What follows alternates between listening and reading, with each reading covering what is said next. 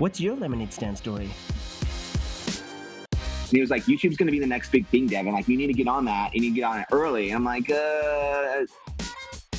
And all of us, we all go through our own trials, our own level of stuff.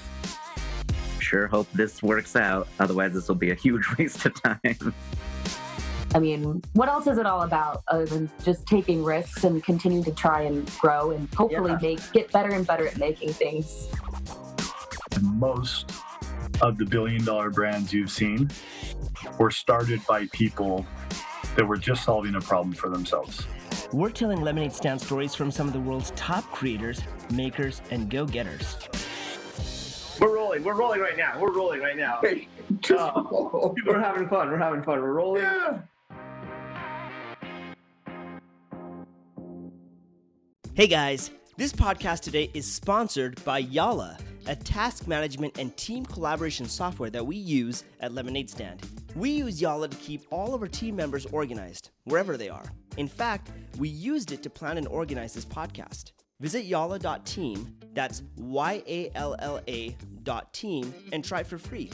We also have a special offer for all listeners of this podcast. Use promo code LEMONADE and get a lifetime 25% off if you upgrade. Hey, what's going on, guys? This is Charan Prabhakar with the Lemonade Stand Stories podcast, and I'm here with Stephen Hoffman, or Captain Hoff, as I heard as I was researching a little bit about you, Stephen. But man, you know, it's so interesting as I've been like discussing with you through email and just discussing you right now and doing some research. We have a lot of common interests. I would say you have done so many amazing things. Currently the founder of Founderspace, which is an incubator that hosts a lot of different companies and startups coming together. You also are an author. You have a new book that's just been published, I believe, called Surviving a Startup, which I'm super excited to dive into because, you know what, we're all kind of doing startups in our own way, right? Whether it's like a traditional tech startup or just starting up a new aspect of your life. So I think there's so many key principles I would love to dive with you in there. And then also one of the biggest things that I was like so stoked about is you worked in TV and film, which is my background, and it continues to be my background. And so a lot of fun things there. But yeah, Stephen, thank you so much for coming on board this podcast. Super stoked to have you. Fantastic to be here. And you know, Captain Hoff is actually my gamer handle. That's then it became my nickname in Silicon Valley. But I'm a huge gamer and a film person and an entrepreneur and a techie, a geek, all of those things. Now, did you grow up with those desires, or were it just kind of came up over the time, or how did that all happen? Yeah, I was a total nerd. So I was into like everything, comic books, Dungeons and Dragons, you know, movies, you know, science fiction, you name it. I was into it. As a kid, you know, I wanted to be Steven Spielberg at the time. So I made like 50 different movies when I was all the way through high school with all my friends and and then animations and all the stuff. And then I was also totally into games. So I probably designed over 100 different board games and role-playing games. No way. So all of this was in there. And then my father, he was literally an MIT rocket scientist. He was a professor at MIT for rocket science. And then my mother was an artist. So I sort of got injected with the DNA from both of them. Oh, man, I love that. So did you always have that entrepreneur mindset growing up as well? Or was it something like, hey, I love creating these things and I want to share them with the world? How did that all come about? I was not an entrepreneur by nature. I was a creator. So I just wanted to make stuff and put it out there and see what happens. And surprisingly, being an entrepreneur is very similar to that. I think the most entrepreneurs in the world, you know, tend to be very, very creative people. Yeah. No, they really are. And it's interesting because I never really considered myself an entrepreneur until I realized, oh wait, as an actor, I'm kind of selling myself, right? Or when I'm making a movie, I'm trying to sell that movie. So in a sense, I am an entrepreneur. It's just like I had to change my mindset a little bit to make that a reality. Well, I would say every film producer is definitely an entrepreneur because you have to raise the money, you have to put everything together.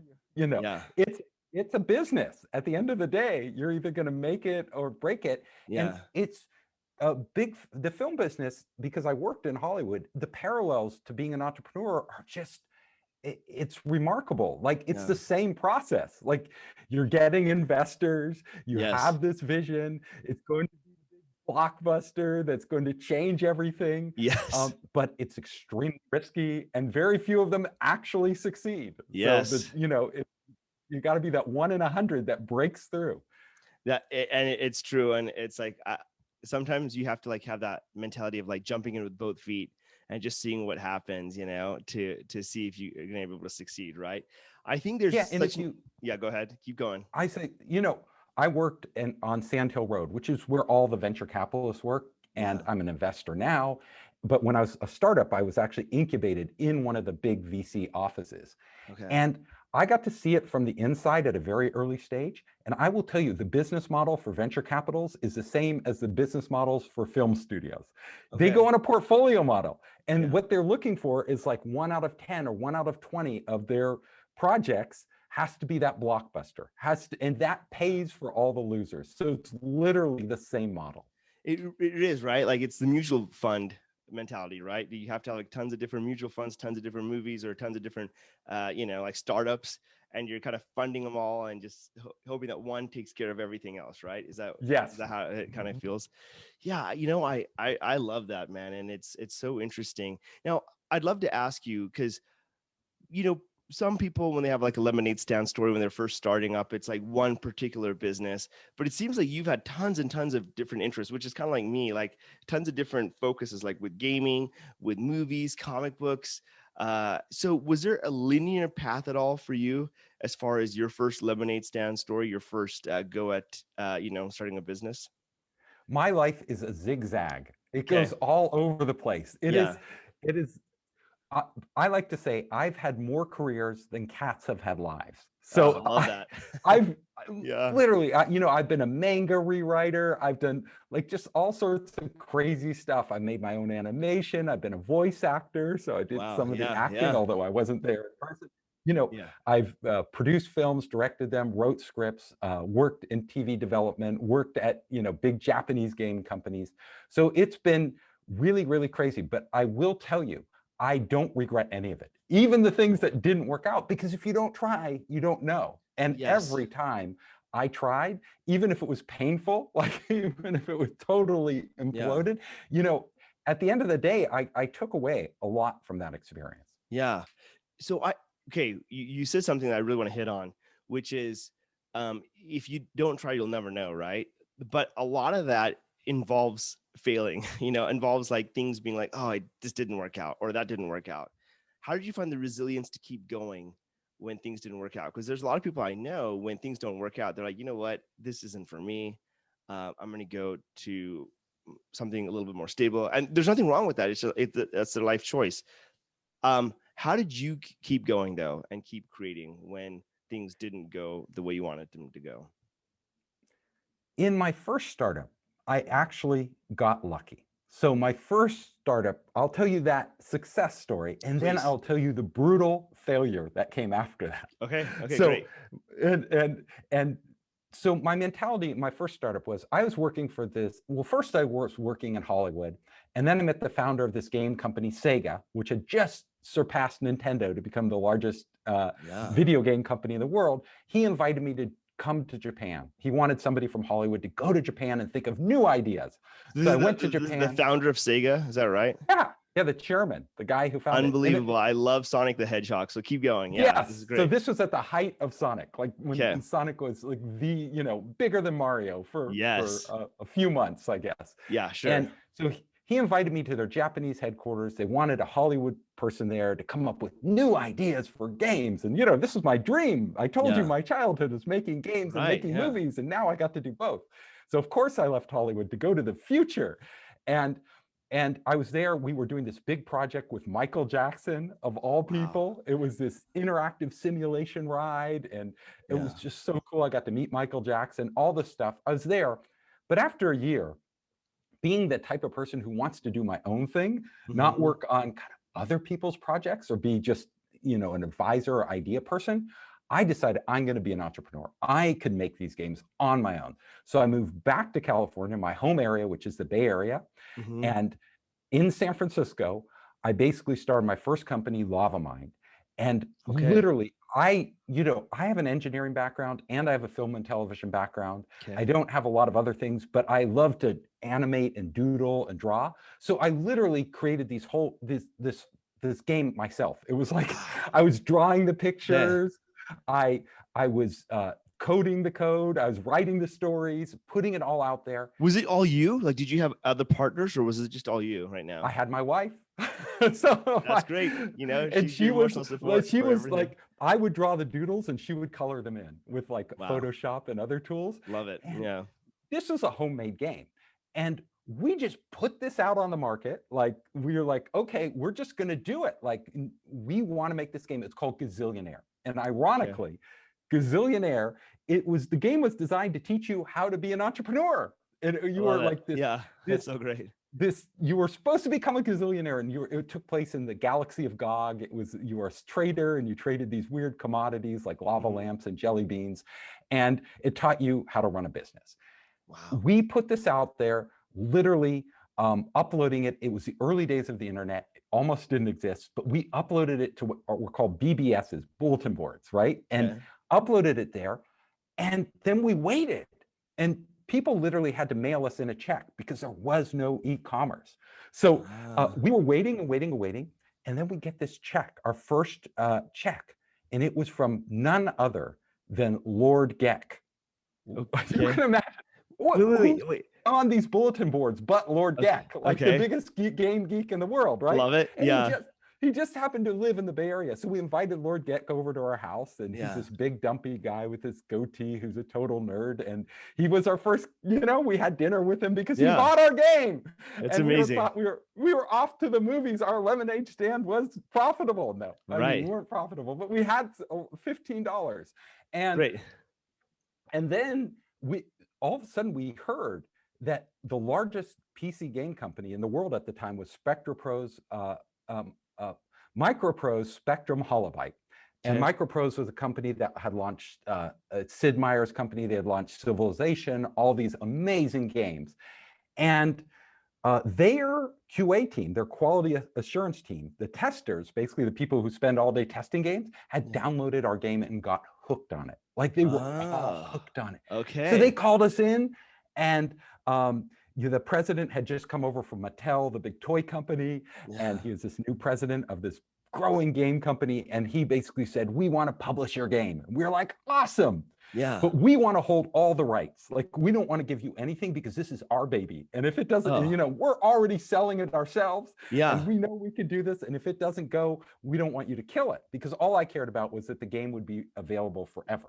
Right. And so we negotiated like a crazy hard deal where we got everything, and we got that deal because they were behind schedule with their big game that they had spent millions of dollars on, Star Trek. Like, they had licensed it, and it slipped into it didn't make the calendar year. So they had to book revenue, like, for their shareholders. They were a public company.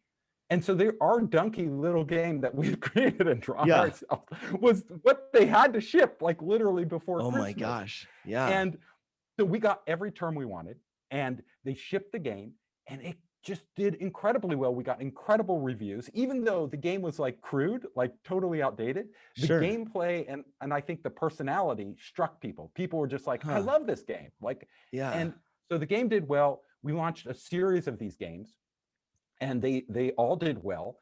And then so I was flying high. And then my partner from film school, she called me up. She was in New York working for RGA, this big design firm.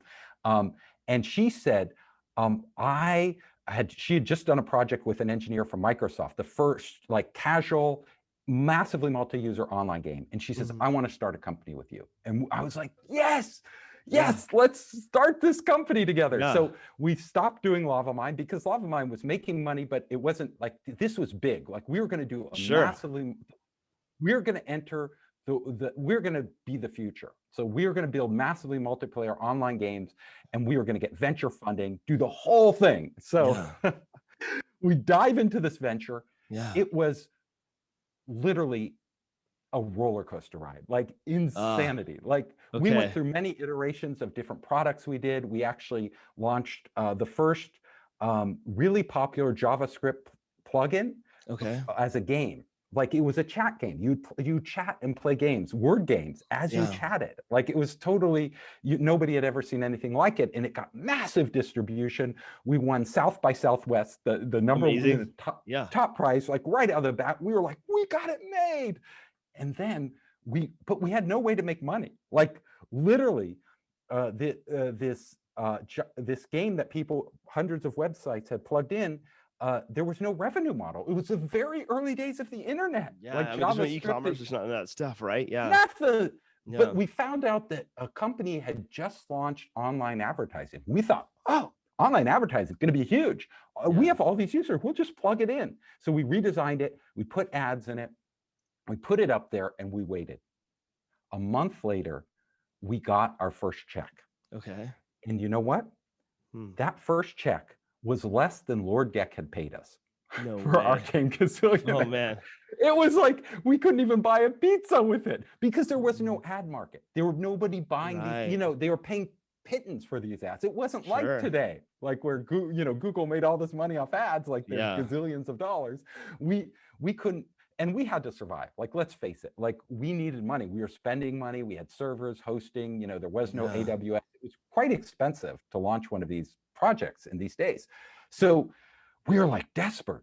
We were like, we have to figure this out. We need somebody to pay us.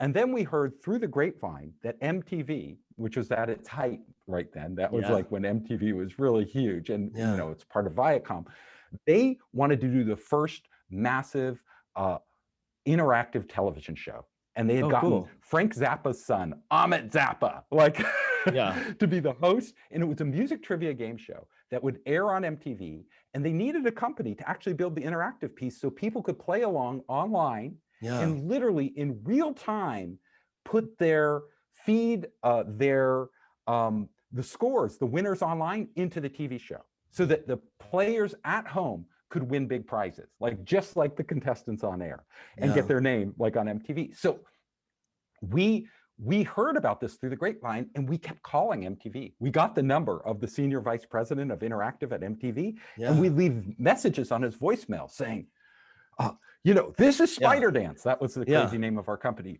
And we have the platform you're looking for. And you know what? He never called back. He never called. He just totally ignored us. Wow. And then my friend, because she was at RGA, which was very well known and had done this big project for Microsoft, she got invited to speak at CES, the big conference, right? Yeah. And so she got on panel, and then we're now her own company. So she started to talk about our platform, and she started to describe what we wanted to build, but as if we were building it. Like she was saying, we have this massively multi-user game system. We're going to be synchronizing it to television so we can be the first big interactive TV company. And she gave her talk. And then afterwards, this guy comes running up from the audience, pushes his way right through to her and says, I need to talk to you. And she looks at him. She goes, I am the senior vice president of MTV. I knew it. Okay. And she looked at him. She goes, I know you. We've been leaving voicemails for you. Yeah. And she goes, you have exactly what I need.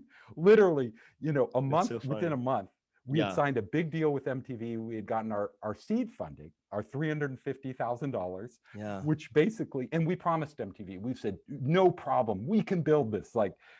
The fact was we had the massively multi-user game engine, right? And we had the talent to build it, but we knew nothing about on-air broadcasts.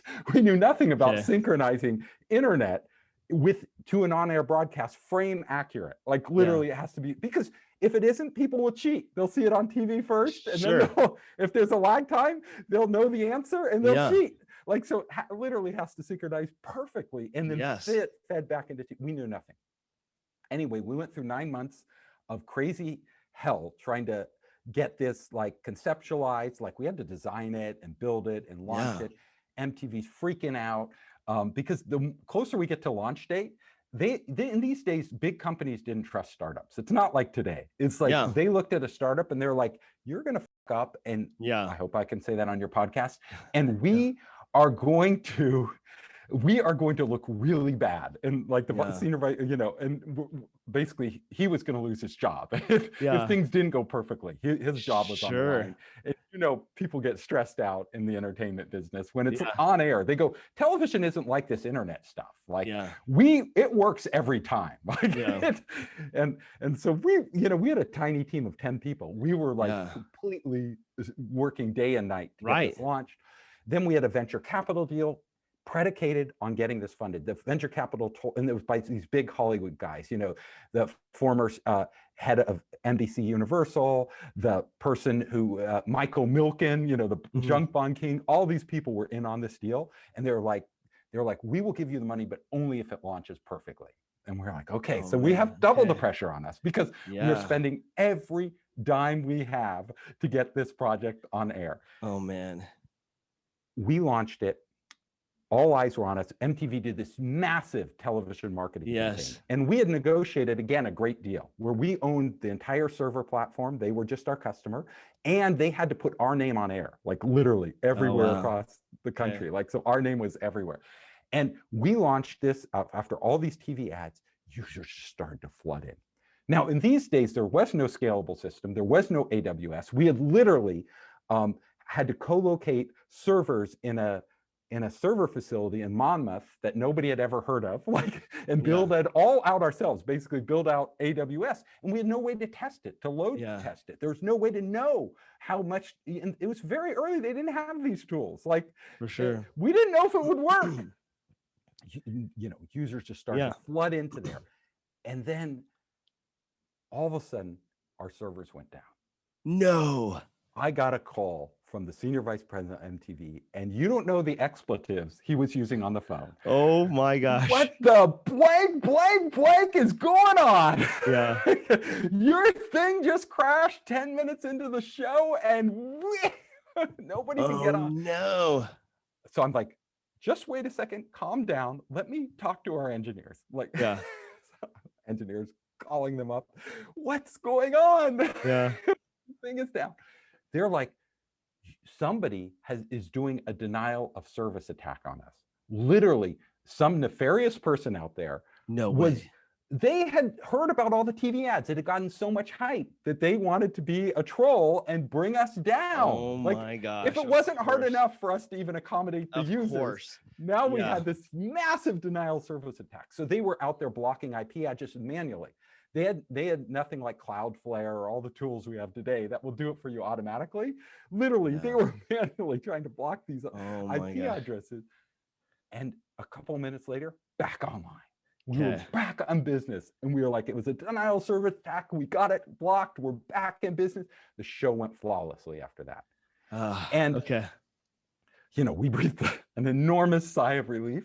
And so did they. Yeah. And we went back out to our VCs, and we were like, okay, we have spent all our money. We have signed the contract with you. We've run up a huge, $60,000 in legal fees with our lawyer. We need you to pay it. We need you to fork up the money, you know? And they turned to us, and these were Hollywood guys, like sharks. Let's face it. They don't call them vulture capitalists for nothing, but these are sort of vulture capitalists combined with Hollywood sharks, the worst of the worst. The worst of the worst. And they looked at us and they basically said, we know you need our money, but we are going to tell you what, we will invest everything. We promise we'll give you the $5 million. We promised, but at half the valuation. And we're like, what? You told us double the, why are you changing? Well, because we think we should invest at half the valuation. We became so pissed off. We needed this money. And the smart thing would have been to take the money at half the valuation, honestly, because we were totally out of money. We had no other VCs interested. We had nothing. We thought this was a done deal. But we were so mad. We were like, we don't want those people. We don't want to talk to those people, let alone have them on our board of directors and have to even work with them after they're screwing us over. So we said no. The problem was, it was literally weeks before Christmas. And as everybody in Silicon Valley knows, everything shuts down at Christmas. All the VCs go home. There is no way you're going to get funded until after CES. So it's been a calendar year later. And that was the worst Christmas we ever had. We were like man. the pits. I would tell you, like we went back to CES expecting to celebrate, like we had already bought our plane tickets and stuff. Yeah. And we were like expecting to like celebrate our funding and our great success with MTV, you know, the show was on air. But right now we had to keep the show on air, which is enormously expensive. We had to beg our employees not to take any salary. Like we had, you know, we are totally out of money. Yeah. And we stayed in the crappiest flea bag in Las Vegas that you can imagine. And we didn't even have energy to go to the show. We were like so depressed. Like we were just laying on our bed. Oh my gosh. Like we can't go through this again with another venture capitalist. Like it's too torturous. We get back, we are, we're like, CS has ended. Finally, the VCs are trickling back in and starting to take calls. We get in, we don't give up. So this is a point where a lot of people will give up. We're like, we're not going to give up. Like we have to get this funded. We put our heart and soul into this, like everything. Like we've suffered so much to get this online and make it work perfectly. Yeah. So what happens is basically I get an introduction to a company called Macromedia. Now, Macromedia eventually became Adobe. They're what you know as Adobe today. Oh, yeah. And they invited me in, and we were actually using their product, their early product called Director, which is a precursor to Flash. And the president called me in and says, I heard about your show on MTV, you know, will you make your latest version in Flash? And I go, absolutely. If you'll fund us, we will do it in Flash. Of course. No problem. We will figure this out. Yeah. And he goes, great. Well, I can't fund you unless you get a VC on board. And I'm like, oh, well, you know, that's the problem. Like if we had a VC on board, we wouldn't really need you. Yeah. He goes, but I will tell you what, I will introduce you to some VCs. And I said, okay, great. We will do it in Flash if you introduce us to VCs and join the deal. Okay. So he invites us to a VC, one of the top VCs on Sand Hill Road. We go into their office.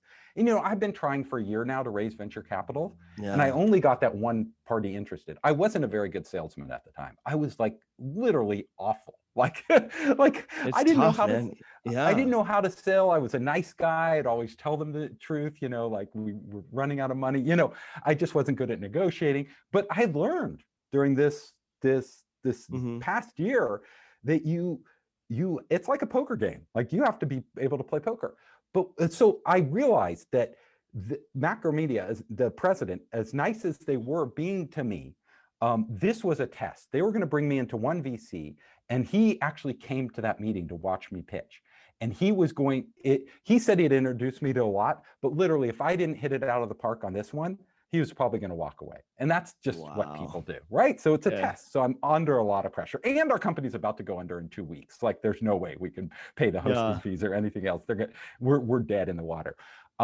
So I go into this meeting and I start, and I do my best pitch. I like pitch like crazy.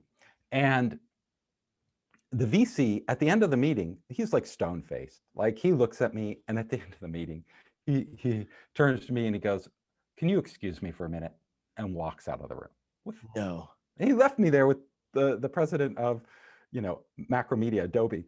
And I look at him and he looks at me and we don't know what to think. And we're like, oh my God. I'm like, oh my God, it's over. He walks back in a few minutes later, and then he goes, here's the term sheet.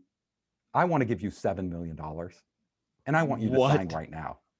I was like, I had like waited months and months and months and months to get a term sheet that turned out not to be what it was. He was giving me a term sheet at the original valuation the other investors walked away from, but more money than I had asked for, extra $2 million. And I was like, I want to sign that term sheet like right now. Right. But then I got a hold of myself and I'm like, if you act desperate, like if you, like I didn't tell him like we were running on fumes, we were about to go bankrupt. I just told him the good stuff. Our show went flawlessly. We like have MTV, we're going to line up other partners.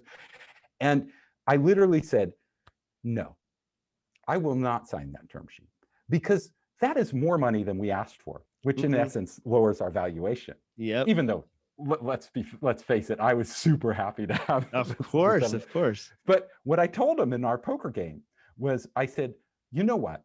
I will accept $6 million, not 7, 6. but only if you can close the deal and get that money to me in 2 weeks.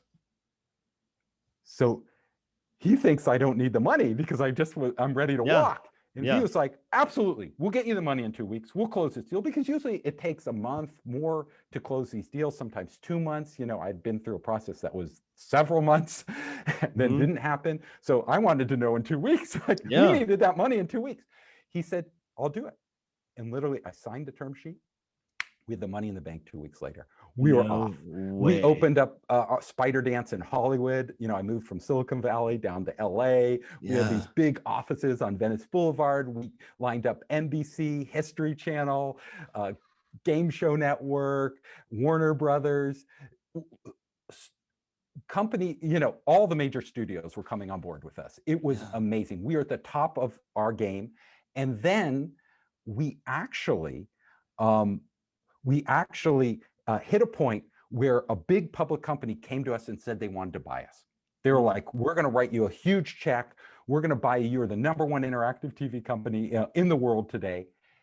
And our investors stepped in and they said, no. They said, we don't want to sell. They're not offering enough money. Like, we could get double or triple that, or even more. We could go public. No way. Like, this was the .com era, right? Yeah. What we didn't know is that we were 6 months away from the .com bubble bursting. So when we turned down that offer, we couldn't look in our crystal ball and see what was right around the corner. Sure. And you asked for the hardest thing that I ever experienced.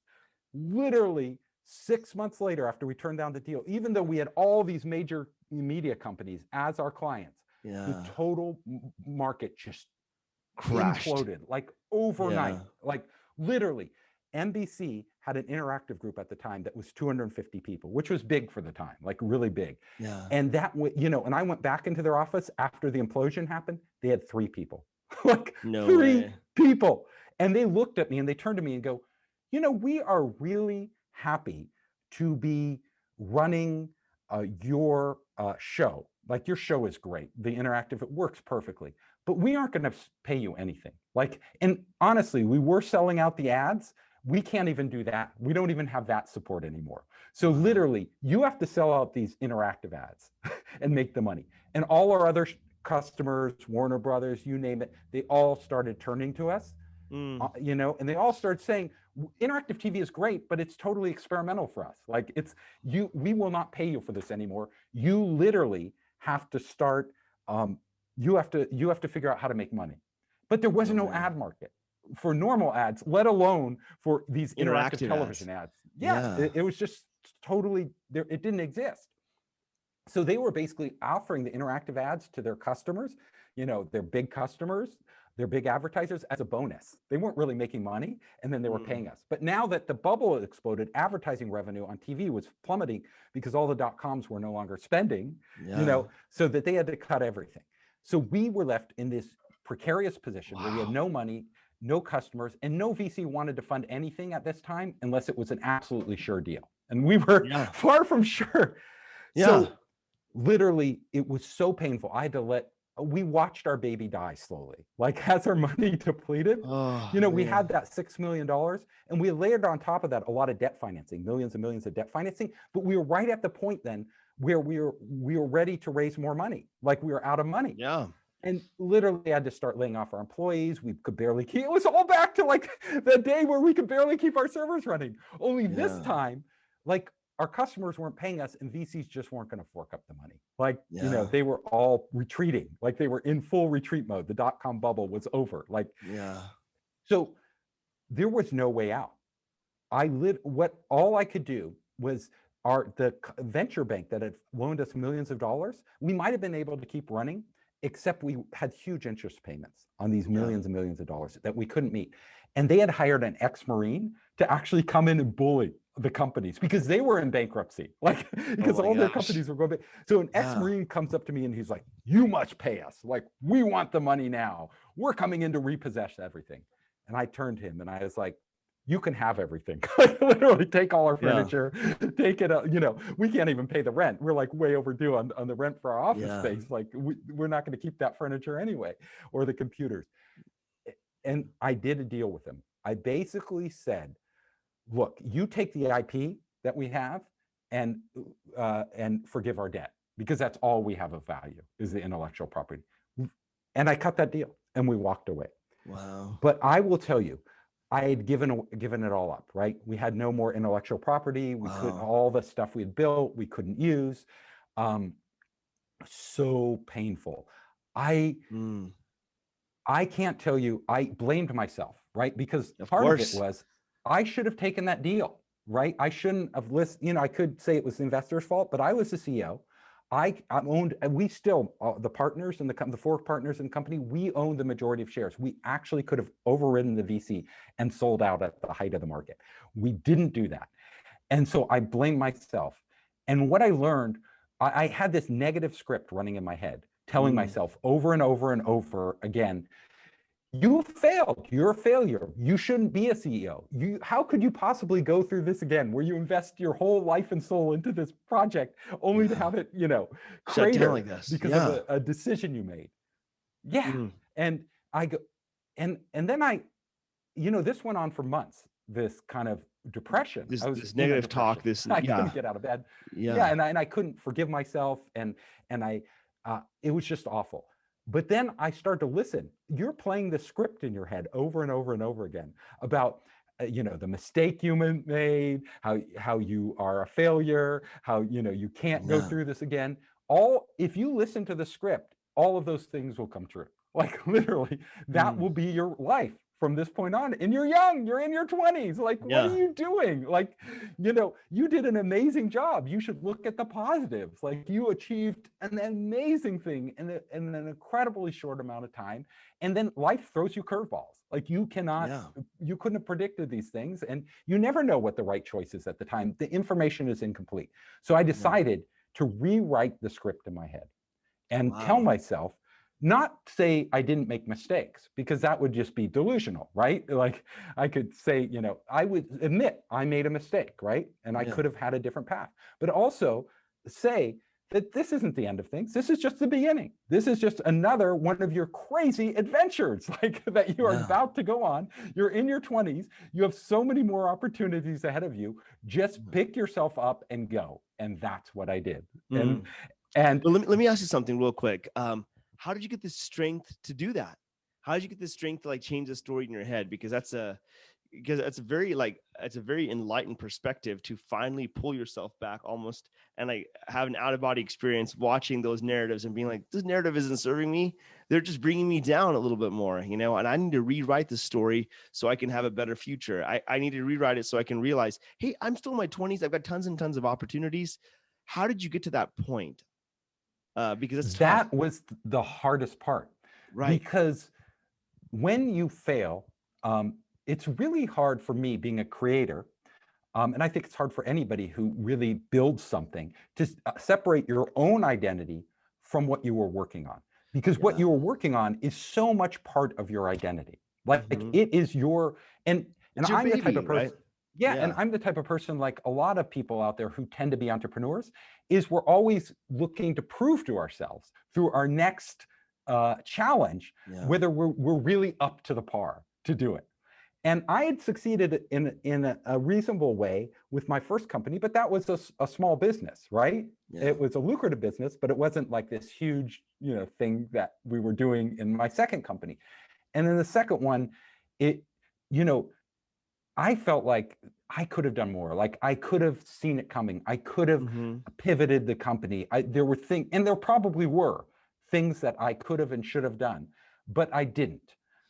And what I had to do is you have to recognize that your reality is what you make of it, right? There is no absolute reality. This is my belief. All reality is a combination of your mindset, what you, how you perceive things, how you internalize things, and what actually happens out in the world, right? That you can't really separate them. But what you have to look for is moving forward. It's not what happened in the past. What happened in the past happened in the past. Like you cannot change that. But you can change the direction you go and what you do moving forward. So you need to look at the possibilities and say, I am talking to myself now. We all have this constant dialogue running in our head, like continuously, like we're arguing, debating, criticizing ourselves, complimenting ourselves. We go through these, like, it's, I believe every human being is a schizophrenic. Like we have different parts. Totally. Like we have one part that looks at ourselves. We might have multiple personalities. One part that's really critical, one part that really loves ourselves, one part that really, is really naive, another part that is kind of has some wisdom in it. And all these voices are going on in this dialogue, and you can shift between them. And I started to say, we actually have control over these voices. These voices, we can influence what voices we listen to in our head. And I decided to amplify the voices that would open up more opportunities for me, rather than the voices that were being self-critical and shutting doors and putting myself down. Because you could listen to them, and there's some truth in all of these voices. That's the problem, right? But you can amplify or diminish, turn up the volume or down the volume. These voices are still there. They never go away. They're sort of part of how we're programmed as human beings, right? They never go away. They were influenced by your parents, by your friends, by your own circumstances. Genetics. Exactly. And your genetics. A lot of it's your genetics. Like some people tend to be always optimistic. Other people are always pessimistic. I'm somebody who varies between the two, right? Somewhere in the middle. So I decided to turn down the negative dials, turn up the positive dials, and also listen to the voices that would allow me to learn from what I had done, so that I could not just paper it over and make the same mistakes again, but actually admit, okay, next time in this situation, what would you do different? So I went through that whole scenario. Like next time in this situation, I'm going to go with my gut instinct. And, it's my first startup. I should have just sold. Like, how rich do you need to be? Like in your first startup, and then you get a good thing on your track record. That would have been the conservative thing to do instead of roll the dice. But then again, that's hindsight too. That, you never knew. Like I might have thrown out a unicorn just to get, a much smaller payoff. Sure. Just because I was worried that it wouldn't pay off. So being an optimistic guy when I do something, I believe it's going to succeed. So of course I said, this will be bigger. Like you, as an entrepreneur, most entrepreneurs tend to be overly optimistic, most successful ones. So was that the wrong decision? Actually, maybe not, right? It might not have been the wrong decision. Not in the long term, Right. So, and all these things are who you are anyway. So you can't, you are who you are, what decisions you make. So I just decided, in order to move forward, I need to tell myself the things, the story. We're all creating stories in our life. Our stories. The lives are stories we tell ourselves and tell other people, and see the reflection in their eyes and the proof from real life. So I decided the story I'm going to tell myself is not the story of how I failed miserably, how I screwed up, how I could have done things differently. It's the story of how this has been an amazing experience.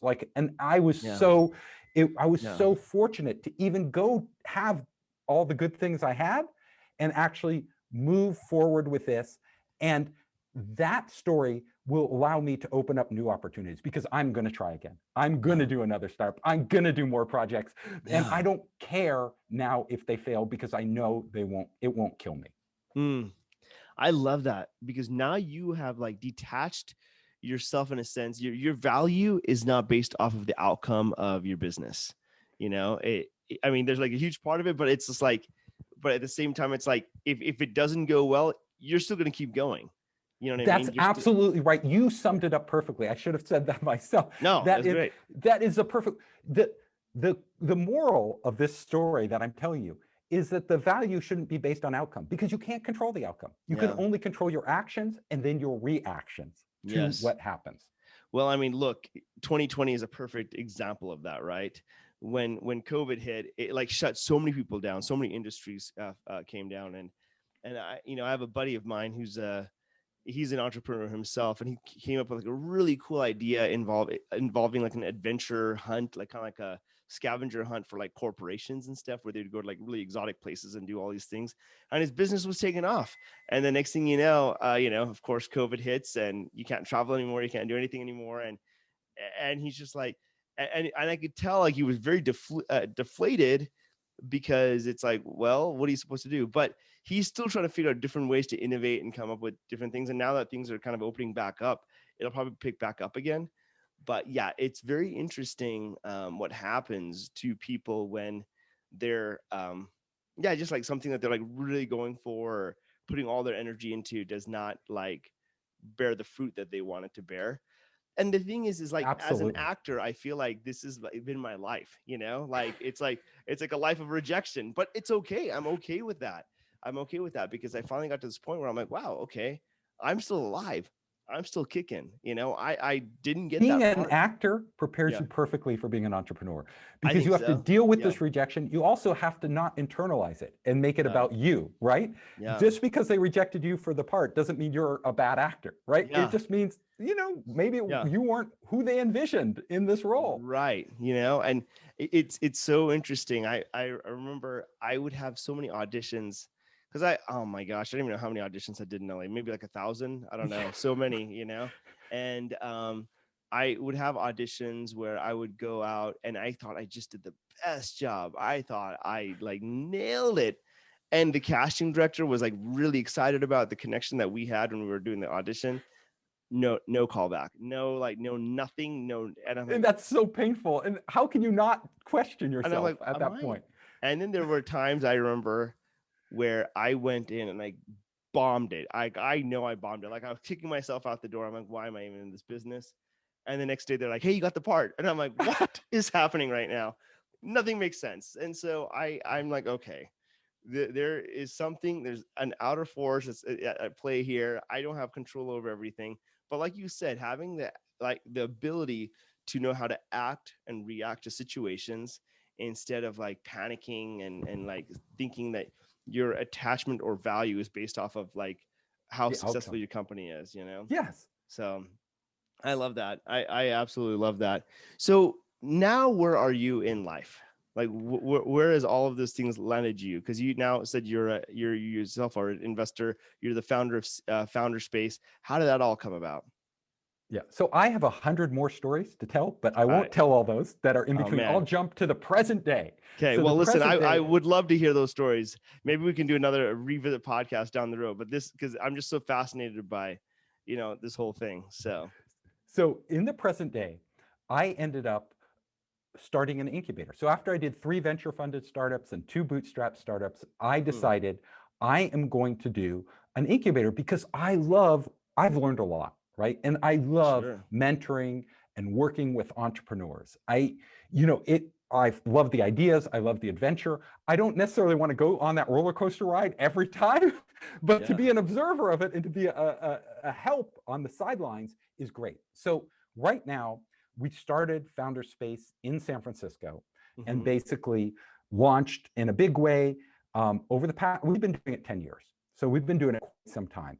And we have worked with entrepreneurs from all over the world. In fact, we have expanded to the point where we have 50 partners in 22 countries. Wow. And so before COVID, I was traveling like 70% of the time, everywhere. And when COVID hit, it was really tough on us too, because an incubator is a physical space. We were physically bringing people in. We had to move everything online and shut down our physical space. And we had actually had a huge success overseas in Asia. In China in particular, like I'm super famous in China. Like in the startup world, like everybody knows me. And we had opened our incubators Founder Space in cities like Shenzhen, Hangzhou, Nanjing, Xi'an, all these major cities. My books have been bestsellers there. And but COVID hit and China literally closed off. Like they became this little bubble. Now our incubators are still running in China, but I haven't even been back since COVID started. Wow. I hope now that it's on the decline, there'll be a chance for me to travel again. Yeah. And I'm traveling like around the country now, the US, since I got my shot. But life has been crazy. Like just like your friend had their, COVID hit their startup, it hit us. But I always see that as, today, those things don't faze me. Today, it's just like par for the course. Like something crazy is going to happen. Like, you could, everything, like when I became famous in China, it literally happened overnight. Like these things happen. Like I didn't know anything was happening. I gave a talk with Tencent, the big company Tencent. and it was broadcast nationally. And I didn't even know it was broadcast nationally. But then all these people started coming up to me and they said, you know, you're super famous. Like, and then I had to tell myself at that time, it was funny. I told myself, yeah, but this will pass too. Like, whatever happens, like it's not gonna last. You know, it actually has lasted, but I can't get in the country, so it doesn't really do me much good. So, So it might as well be another planet, right? Yeah, it's another planet. Like, and our countries have moved apart, so it's like the world has changed so much since I started there. But what I will tell you is that every time one of those things kind of closes off because the situation changes, something else opens up. Yeah. And that's a powerful perspective to have. Yes. And so what you should do is, instead of focusing on what you just lost, because it's, you know, you can't go there because of COVID or whatever reason, focus on what are the opportunities now, like that may be like even more amazing, or at least different, and like send you and allow you to create more stories in your life so that you can live this life that you look back upon and you're like, oh my God, it was so amazing. Like I did all those things that I never thought I would do. Yeah, I love that, man. And that's a great way and a great recipe for living a very abundant life, I think, because it's, you know, there's like that saying, like, when God closes a door, he opens a window, that type of thing. Right. And I really believe that's true in my own life. I've seen so many things where projects that and I'll specifically say film projects, because that's where I was, you know, where my energy and stuff was focused. A lot of projects did not work. They just did not happen. Right. And you put so much energy in all this stuff and it just kind of crashed and burned. But completely. But with that, I built all these like really cool relationships with people. And I'm like, okay, cool. Well, we can still do other projects together and do like different things, you know? And I'm super receptive to like when people contact me. So when people come to Founder Space and reach out to me, I'm like, I'll listen, like I'll hear. If they have something interesting, I'll engage, like, because you never know where that great thing is coming from. No, and that's what's so great too. Like, you know, you kept yourself very open and like, and you're very receptive and helping empower people. And I don't know, I think it's just awesome. I kind of want to like shift topics a little bit now and kind of go more into like, I apologize, my computer's texting. I wanted to kind of talk a little bit about, you know, you've had some pretty big ups and downs in your career, but now you're at this place where now you can empower the future. You can empower like the future entrepreneurs and stuff. And you love sitting in the sidelines, not necessarily going on the roller coaster, but like being able to say, hey, you know what? I can't wait to help you guys out in your own journey. What now brings you the greatest source of joy? I will tell you, the greatest source of joy is, you know, I am on the sidelines, but I'm also in the thick of it. So Founder Space is literally my next startup. So, and it's as full of as many surprises as any startup ever was. So I'm still going on that roller coaster ride here, experiencing the highs and the lows. And the greatest joy to me is the same as when I was very young. I told you I like to create stuff and put it into the world and see what happens. So I started creating movies and games, my own games, at a very young age. And I feel like I'm still doing that. I feel like I'm still a kid. So whether it's an entrepreneur that comes to me and I can help them, you know, get over an obstacle, realize something, you know, contribute to their product, because I've designed a lot of products. So I'll go into not just detail on like how they should raise money, what capital they need, you know, who they should talk to, but I'll actually get nitty gritty on the product. Like, why did you put that button there? You know? And that is really fun. And, you know, what user experience is what's really working with the users, all those things. That, you know, when I engage with like minds, people who are really passionate about what they do, who really have a vision to bring something to life, and I can be part of that and contribute to it, that is my reward. That is my candy every day. I love that. You know what? Because the thing is even as you're speaking about that, I saw you come alive even more, you know? And I think that's just the key, right? It's like, you know, how do you stay young all the time, right? And how do you do those things, right?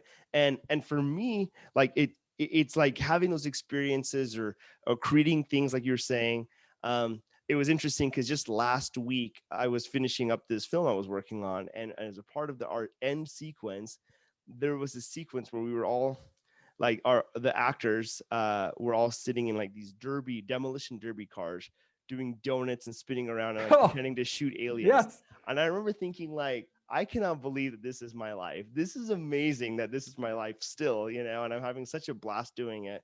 But I think that the idea of like being able to empower other people and be never part of their product, be part of their product, and then never give up any dream. Like, Yeah. I don't want to say this is what I do. Like, people try to pigeonhole people, like, Yeah. I'm a venture capitalist, or, I'm just, Yeah. a technical person. So I always want possibilities open. So I'm always like looking for new projects. Like, if you were doing another film and you said, Steve, do you want to come and help out on this film? And I was available, I would probably just say yes, Dude, And I love it. Yeah. nothing to do with what I'm doing, but it would be an amazing experience. I would just, jump over there and do that. Yeah, go ahead, keep going. Go ahead. No, I was just going to say, I gave up my permanent home. So I had a permanent home in San Francisco, but after being locked up in COVID, like for so long and not being able to go out and experience the world, I decided, I'm going to just abandon this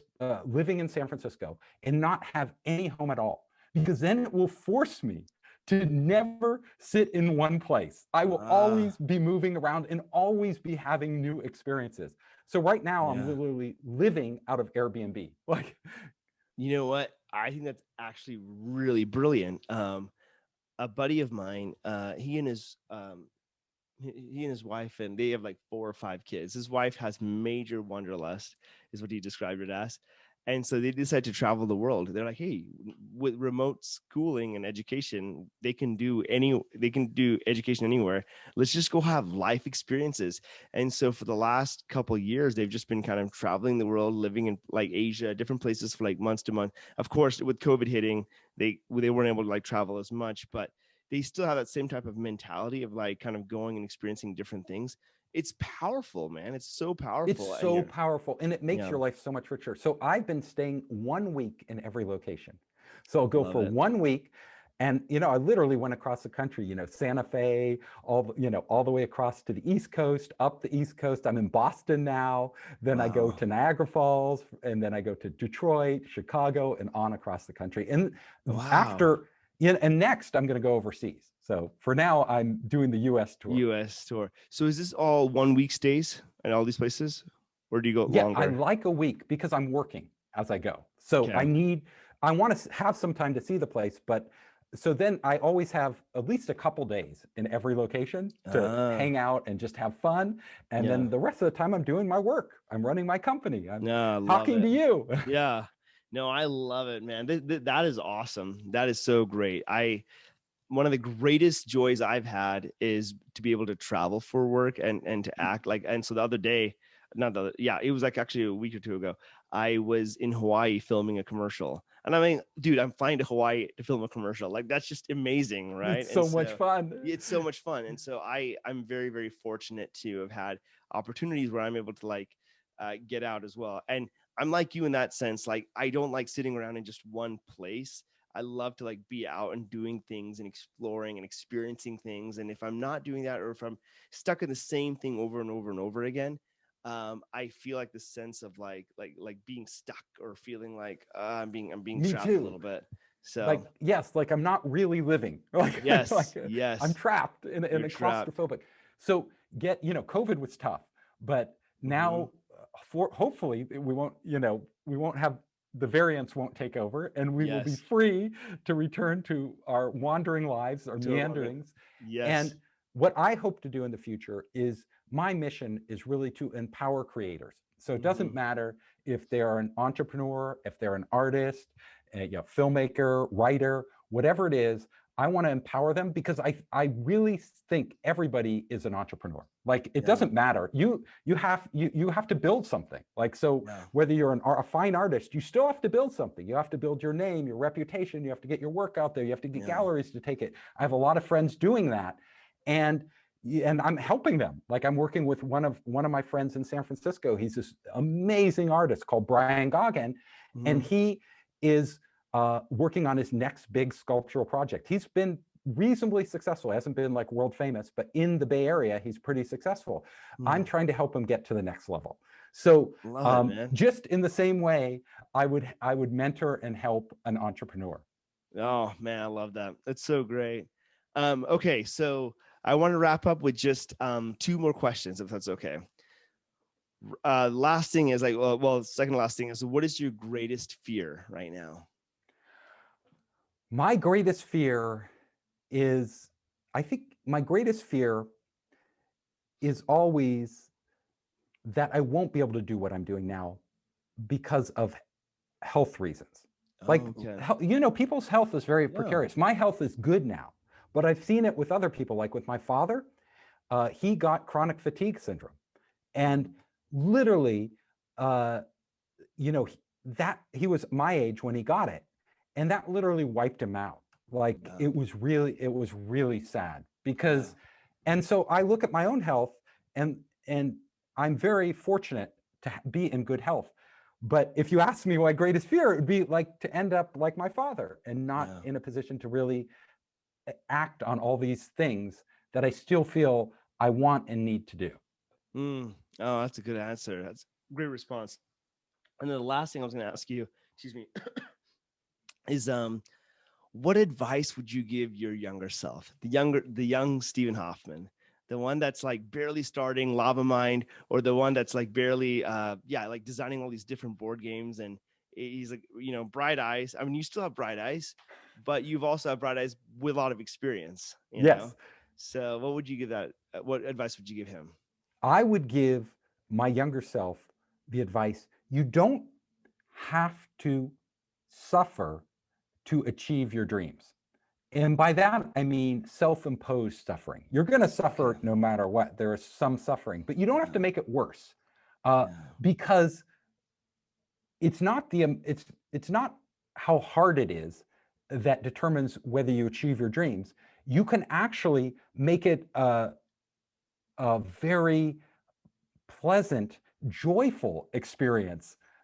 Going through, you can look at challenges as your enemy, like these obstacles that are keeping you down, pushing you back. You can criticize yourself, or you can say, these challenges are the adventure, right? They are, you know, what it's about. Like, why do mountain climbers climb a mountain, right? Because they want the challenge. So in your company, things are going to go wrong. In your dream, whatever you're pursuing, there are going to be things that are just come and slam you to the ground.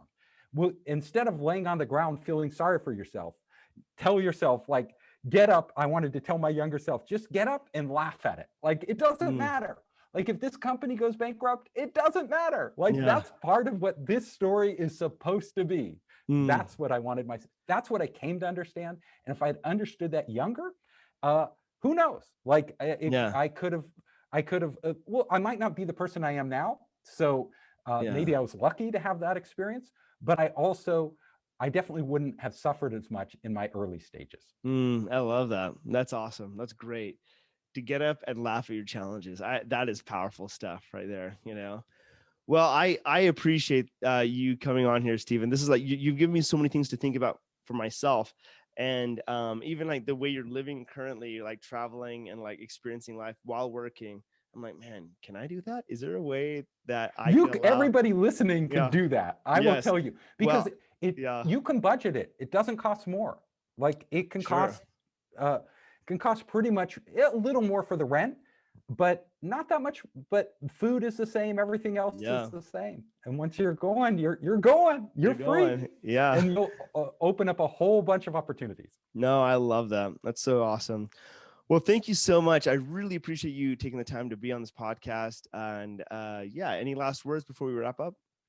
No, I just want to say, if anybody wants to reach out to me for any reason, if you have some crazy project you're working on, or you want to talk to me or whatever, go to founderspace.com and we have a contact form there. Just put my name in the contact form, and I will respond for sure. My books are on there: Surviving a Startup, Make Elephants Fly. They're all on there. And if you want to reach out to me, I'm also on the social networks. I'm on every social network: Facebook, LinkedIn, Twitter, you name it. Instagram. Love Just it. search for Founder Space. Founder Space. Awesome. Well, thank you so much, Stephen. I really appreciate you taking the time. Thank you. This has been great. Thanks so much for listening to the Lemonade Stand podcast, and we hope you enjoyed this episode. Be sure to subscribe to the podcast on whatever platform you use to be alerted when we release new episodes. We'd also love to hear your feedback in the reviews, and if you or someone you know has an awesome Lemonade Stand story, please reach out to us on social media and let us know. Thanks so much, and have a great day.